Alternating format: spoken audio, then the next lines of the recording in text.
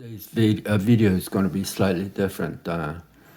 This is a all-in-one Samsung desktop with a obviously built-in display, and let me turn this on for you.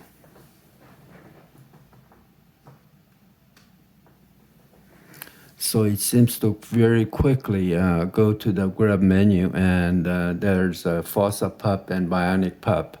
And we're gonna just quickly log into Fossapup and take a brief look, and then also we'll boot into Bionic Pup.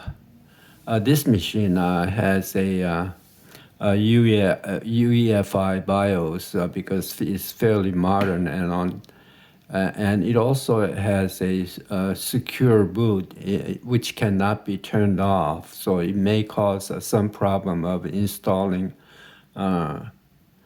Linux, but I managed to get the USB to boot, and then the save folder is from internal hard drive, which is upgraded to SSD. So that's this is a Fossapup, and let me just demonstrate that Fossapup here has a tiling window manager, which is a bspwm.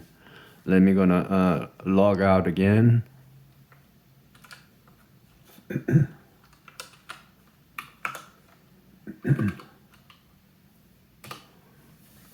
And this time we'll boot into a Bionic Pup, which with a more traditional JWM window manager. So we'll just go down to one Bionic Pup and enter.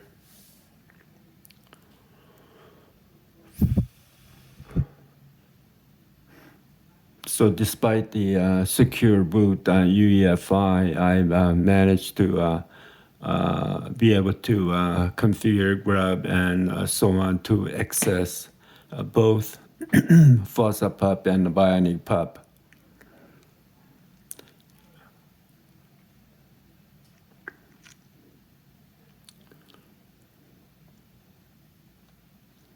The machine itself is from original configuration, except that I changed upgraded the rotating hard drive to SSD, and it's significantly faster. Let me demonstrate that this is not a tiling file manager.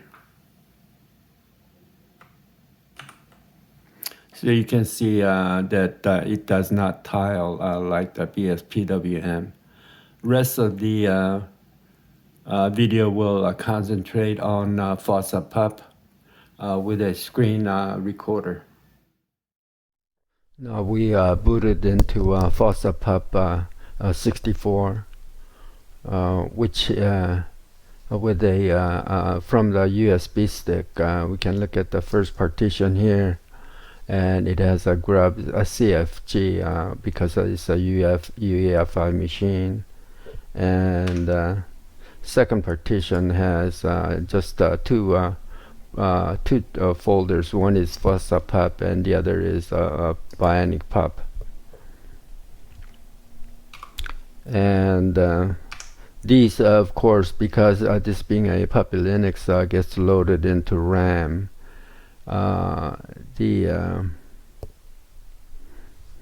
There is a minor bug in that I do have SDA2, but it doesn't show, so we'll just take a look at it this way. And there is a this is SSD, and here is the second partition, SDA2, which is now showing up, and this has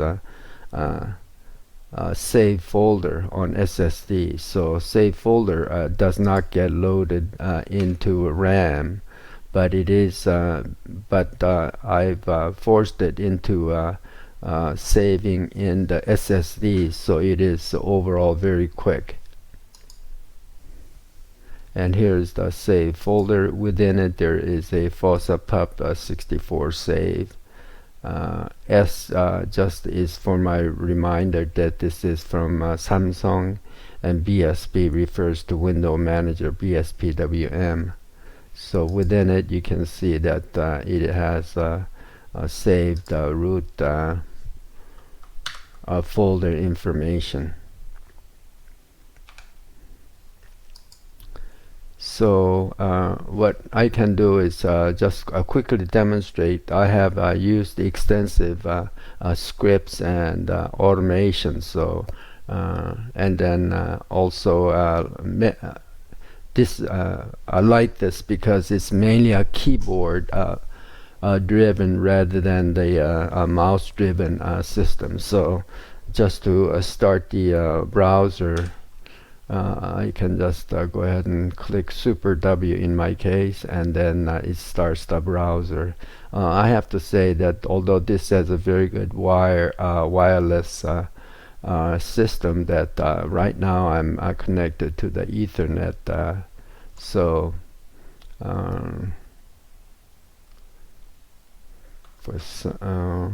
you're offline. So we'll just go ahead and take a brief look at so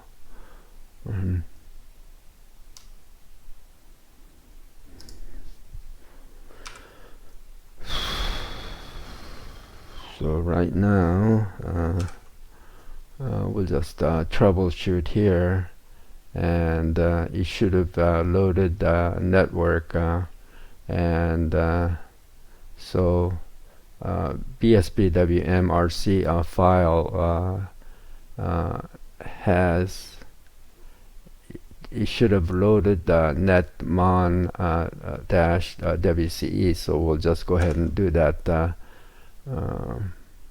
manually here. So netmon wce, and then now we have a and then we'll just set it up. Normally it would be all set up, but for some reason it didn't, so we'll just go ahead and just delete it, and ETH, so Ethernet connection should be connecting, so we'll see. Give it a minute. So now it's connected. Okay, so now the browser should work, so we'll just go ahead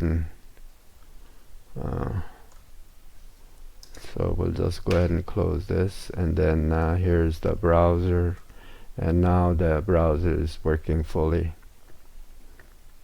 Okay.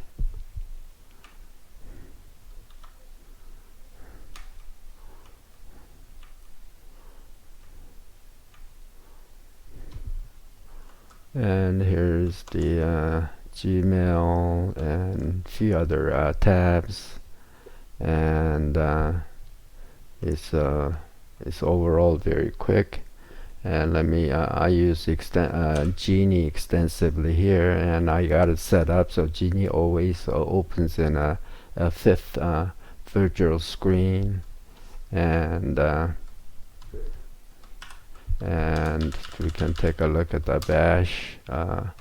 So, and then I also like to listen to music, and so you can see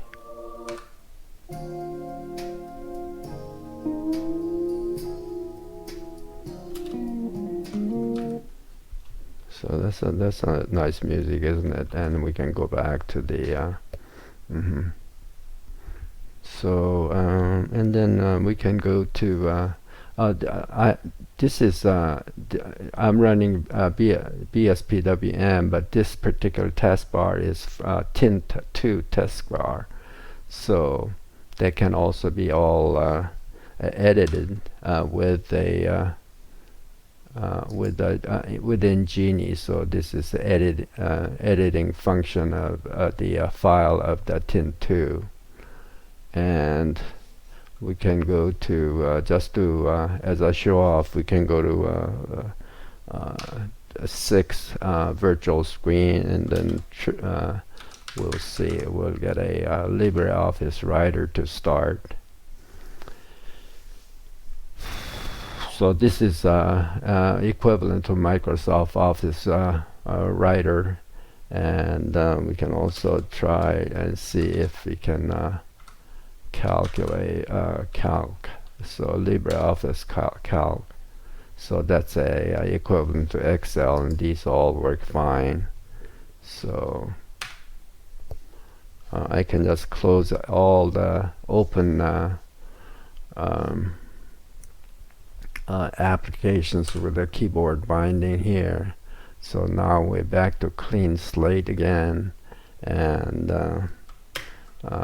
we can take a look at the package manager here as it's set up, and install adding and removing the application.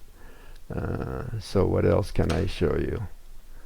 So these, and then again we'll just go and start the Vivaldi browser. It always opens and I got it set up so it always opens in a first desktop.